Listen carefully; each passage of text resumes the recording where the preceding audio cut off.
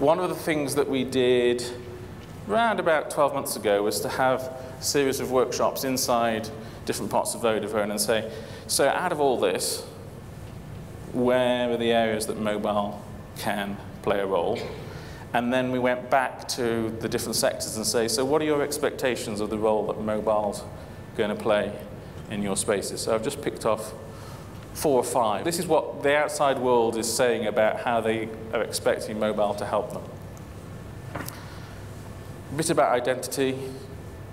So many people are just assuming that your mobile is a surrogate for who you are. You know, you go to, whether it's Germany or Japan, where you get charged when your mobile gets on and off the train, and the assumption that because your mobile's on the train, you're on the train.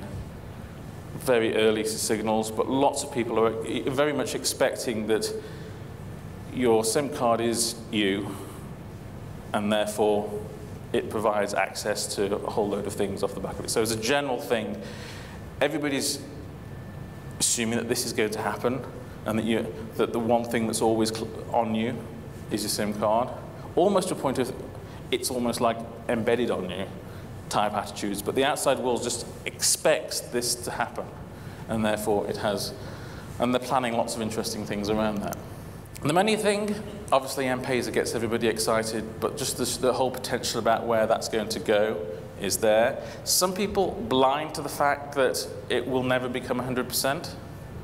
You know, there's a lot of people who are saying, oh, well, digital money, electronic cash, whatever you want to call it, 100% of society. Absolutely no way. We had a big pushback to say, well, you know, 15% of the UK economy is black, 40% of the Italian, 65% of the Greek economy is black. That will never go into the official taxation system, and therefore it'll never go onto a mobile platform because people can see it. So there's a lot of sort of get real, it's never going to be 100%. What is interesting is how the banks are reacting to the mobile as a platform for virtual currencies. So things like Facebook, what Facebook are trying to do with Facebook credits, but the idea of a global virtual currency that people buy and sell stuff online through, earn money via, has got the banks really worried, because A, it takes all the small transactions that they make their 1% and 2% on all the time. B, it's outside currency exchanges, because a Facebook credit is a Facebook credit everywhere in the world. And C, it's completely outside the taxation system. So if 5% of the world, let's say in 20 years' time, is using virtual currencies to do stuff, probably enabled via the mobile, that's 5% of the world's GDP that's now outside the taxation system and is independent of currency. When you start to talk to people who are trying to raise money like governments, and start to talk to people like banks who are trying to make money out of every transaction, they get really worried about the power that this could have as a disruption. And clearly, the implicit expectation is it's all based on mobile platforms. So, and some people push back and say, oh, we'll be able to tax it, we'll be able to come up with a regulation. How do you regulate an international bartering mechanism that has no implicit value? It's a big challenge for lawmakers, particularly when the data is probably hosted in some server in some tax-free zone somewhere. So it starts to get people quite excited. So lots of expectation here, few of them not quite in reality, but interesting as to which ones could really play out. Healthcare, clearly huge. We were talking earlier around the whole M-Health opportunity. I don't need to tell you about the sort of stuff that you can do.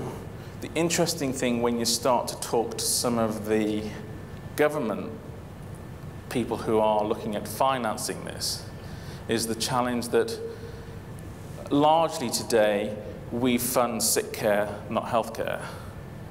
All the money generally goes on the last 2 years of life. 80% of the world's healthcare budgets goes on keeping people alive for a little bit longer. You know, it's $150,000 for 3 months of cancer treatment. The benefits that preventative healthcare, particularly mobile-enabled stuff, can do to keep people out of the sick care system and keep them healthy is huge. The challenge is the business models aren't yet fully in place. You know, McKinsey talk about a 50 billion a year mobile health opportunity. But when you push back, you say, yeah, but actually, how's that going to work when everything, pretty much everything at the moment, is focused on curing people when they get ill, not on keeping them healthy before they get ill. And until we can come up with an alternative business model for the healthcare system, a lot of the great stuff that we can do probably won't happen as quickly as we expect it to do, because the money flows aren't necessarily going to be there everywhere.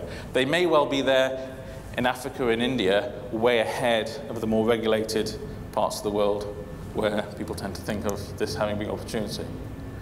And then the last couple, it's interesting, because everybody sees that every car has now got will have a SIM card in it by 2015, and every traffic light will be a node in the network, people have jumped to, it's just going to be like Minority Report, only without the floating girls in the swimming pool. We're going to be able to drive around with cars without any steering, total recall, and all that stuff is going to be a reality because it's all going to happen. You go, oh, hold on. Not so quick. Where's it actually going to be by 2020? The bits that they're quite confident about is we won't all be having autonomous vehicles and intelligent highways, but we will have more assisted driving. So if you talk to Volvo, they talk about nobody ever being involved in a crash in a Volvo. So if the car's likely to enter a dangerous situation, it'll take over from you. Same happening BMW, etc. If you talk to the truck companies, they're really keen on the idea of truck platoons. So effectively 10 trucks all in a row going along the motorway, but only one driver in the front one. And then everything electronically coupled via mobile data to the one behind. So huge efficiencies in terms of those trucks can go really close together, one driver, etc. And they are built, the Americans are starting to segregate lanes to do this in for the big interstate highways and say, okay, that's a truck-only lane and the truck platoon's going down it.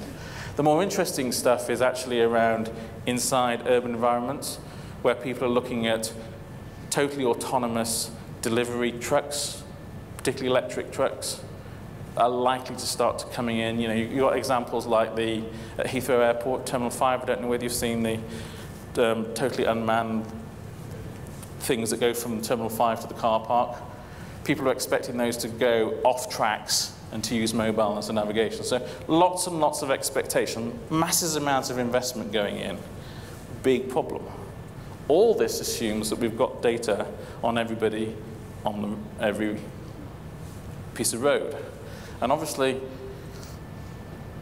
it only works if we've got 100% data. If we've got 90% of the vehicles on the road on the system and the other 10% aren't, it's not even worth going down that route. So the big challenge that people push back on with this is how we're going to get people to share all that data and who we're going to trust to own the data. And as people flip from one network to another, to a local Wi-Fi, WiMAX system, back onto Vodafone, and then onto Telefonica, how's that handover to 120 miles an hour going to actually be guaranteed? So all the car companies are spending lots of money expecting that you'll put the infrastructure in place that'll make this work. But there's a bit of a pushback as to exactly how quickly that'll come up, and that issue about the sharing of the data. And then lastly, I mentioned IBM's view about 1 trillion sensors by 2015. This whole, as you know, the whole M2M space, huge expectations about the efficiency that can be gained inside the infrastructure, inside factories, inside pretty much everything from effectively everything becoming a node in the network. Now, whether everything's a SIM card or whether they're just passive RFID tags or whatever, the assumption is that this is happening. The data, the ability to process the data and store the data is there. The big challenge is the interconnectivity of all the machines and and that's all going to flow seamlessly. So lots of people like Siemens and co investing enormously in intelligent cities based on an assumption that probably the mobile networks are going to be the way that all the data is moved around. So if you bring all that back and say, well, what's this mean? And you say, we've been out, we've talked to thousands of different people, we've talked to every continent, we've talked to the mayors of Shanghai and the head of technology at Google and school children in Mumbai, etc. And we've filtered it all through to say, well, what's related to mobile.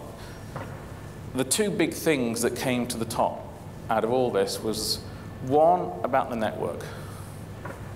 The expectations that the rest of society seems to have on how efficiently mobile networks will instantaneously give access to the data to enable all this to happen. 24/7, 100% quality. It may not be impossible for 2020, but it seems to be that it's slightly more than we can do right now, particularly when you start to think about some of the things around the high-speed movement of vehicles, etc. So there is this huge expectation that the networks can support all this, that some people, when we then brought it back into the mobile industry, said, well, we will be ready, but we're not ready yet to deal with some of the expectations.